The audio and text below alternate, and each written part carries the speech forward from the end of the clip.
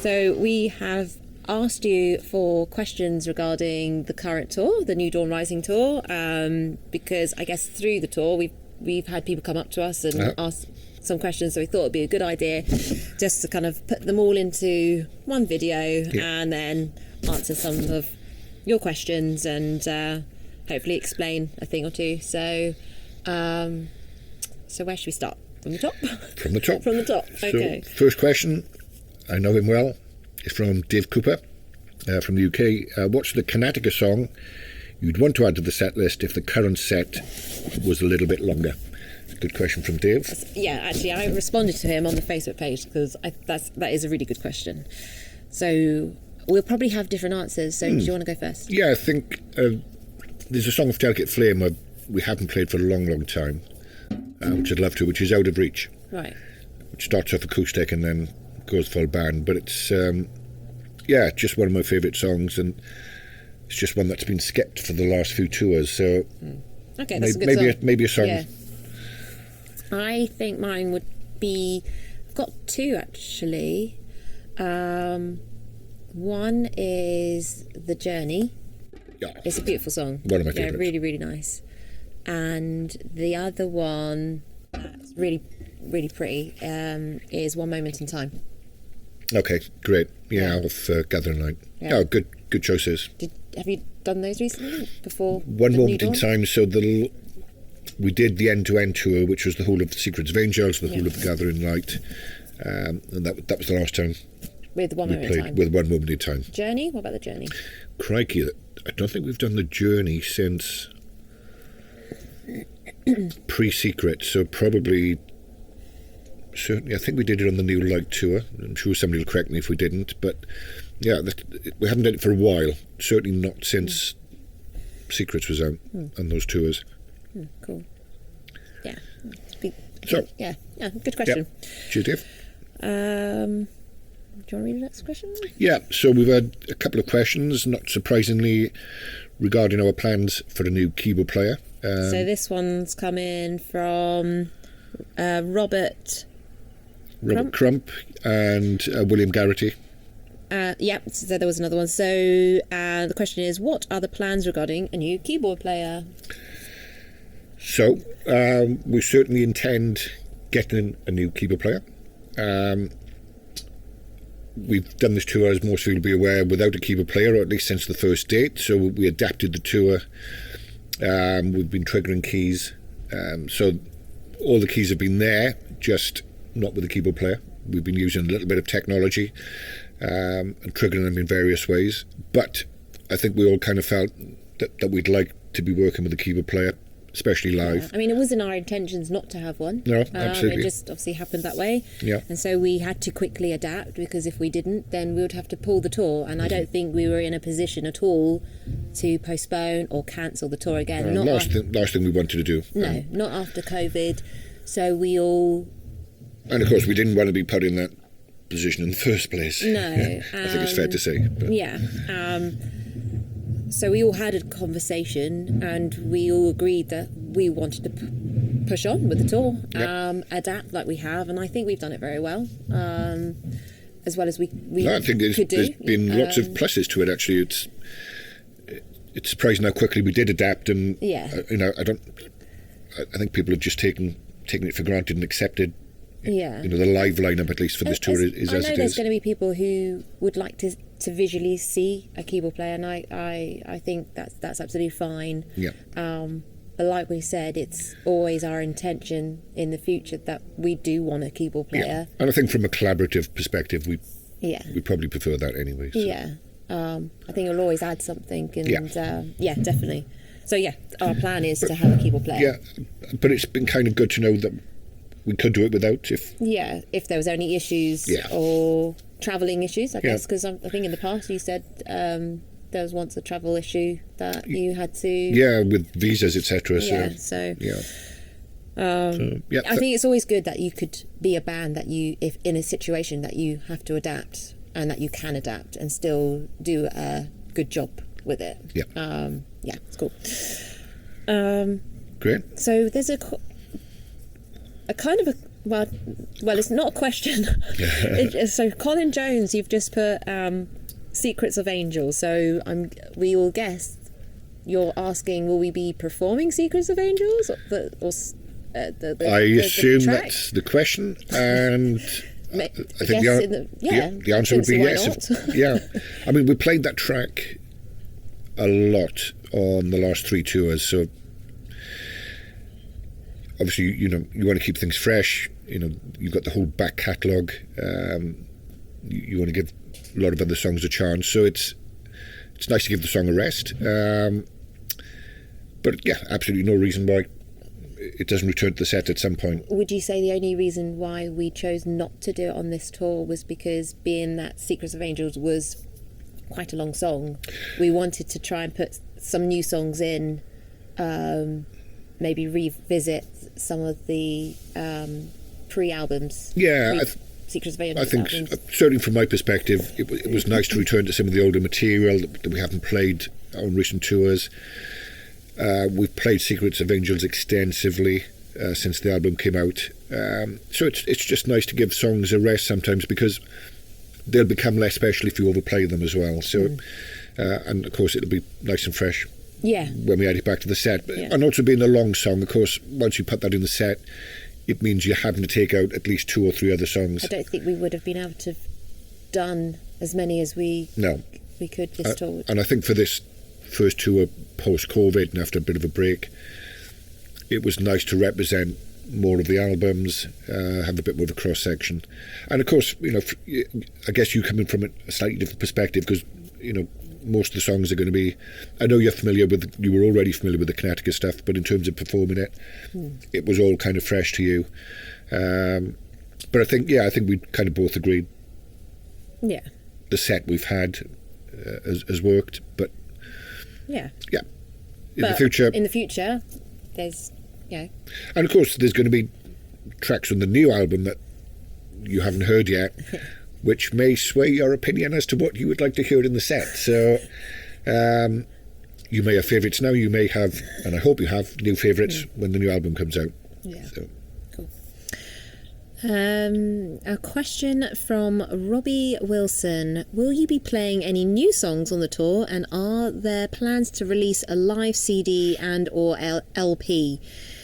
So yes, as we were kind of saying, we have been playing 3 new songs from the album. So we've been playing Forgiven, Sacrifice and All Around the World. Yep. And those are the new songs. They've been well received so far. Yeah, had some really great feedback, very well especially received. From Forgiven seems to be a bit of an instant fan favourite, but also Sacrifice. Yeah, it's been interesting, and someone actually mentioned to me that each song kind of represents the different other albums. Yes. So that's interesting. Yeah, I found that. Yeah. Yeah. So there's, but that they fit in. They fit. Yeah, one has a bit of a Gathering Light feel about it. One has a bit of Secrets feel about it. One has something. It's been quite interesting that what's being recognised is that there's a new flavour, but still a consistency. Yeah. And I think it's interesting too that those are 3 quite diverse tracks. But they're not necessarily completely representative of the new album either, which is tells you a little bit about the new album in the sense of that's quite a diverse album. And is it fair to say we haven't given away the longest track yet? So still a few surprises. Yeah, definitely. Okay. And the second part of the question, are there plans to release a live CD and or LP? So I think we decided for this tour we didn't want to do that. We kind of just wanted to get out and play. I think also because with the backlog of things and trying to organise everything, it was quite difficult to also add another element to the tour at this stage. I kind of felt it's probably too early anyway for the live album. Let's focus on the new studio album. We haven't long released a live album anyway, and I thought it was just nice for all of us to go out, enjoy the tour without that kind of added pressure that you have to prepare for a live album.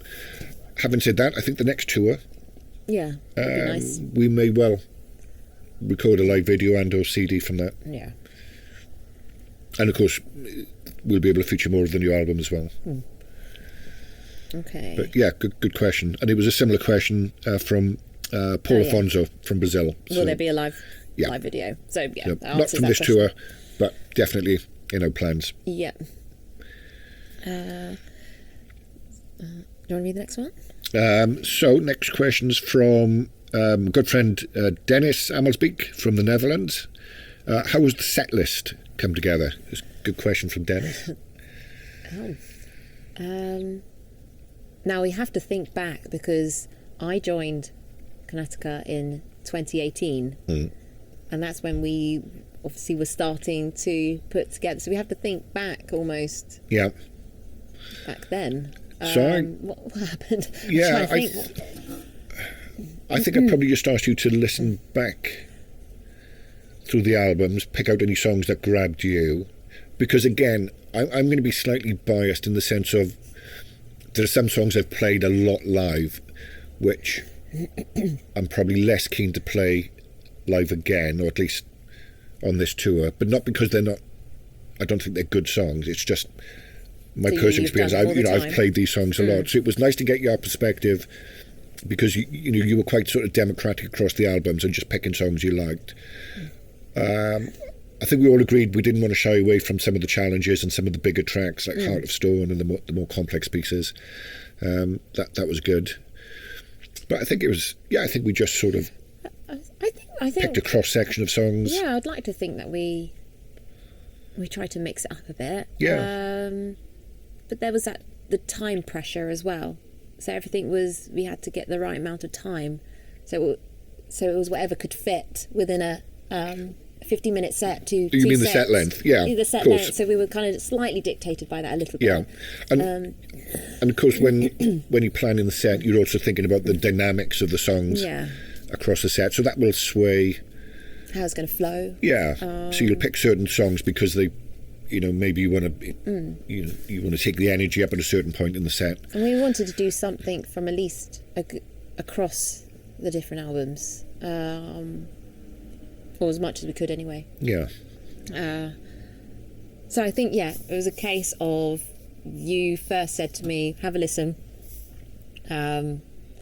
I think instantly the 3 audition pieces, they were going to be in anyway. And the audition pieces were Delicate Flame, Serpent, and Road to Cairo. Yeah. So we knew that those were going to be in the tour. Also because we were learning them anyway. Yeah. And choosing the new songs, that was probably the bigger challenge. Difficult, because that was the hardest. Yeah. So what to give away? Yeah, because you don't want to give away too much, but you want to give a flavour at the same time. But then you had your favourite as well. Yeah. So I don't know if we've answered I don't know if we've answered the question, but so kind of it was just, I think, some of my favourite songs across the albums. And I guess we didn't, when you tour, just having released an album, obviously you're going to focus on the tracks on that album. So it was nice to do a tour where, you're not under any pressure, if you like, to play songs from a particular album because you're promoting that album. It was just nice for once just listen back across the whole back catalogue and think, let's play these. I think for me as well, singing these songs, it's been fun to explore different vocal styles and techniques. So for me, the way that I sing these songs, I've got quite a, if I go a bit technical here, like singing teacher me, like chest voice, and then I might dip into that kind of head voice, and then there's that slight operatic voice, and so I slip and slide into these different. So has it made you change your singing style or techniques? Have you had to? I think I've had to push myself. Yeah, definitely challenge myself, and I think that's been really cool because I've been up for the challenge, and also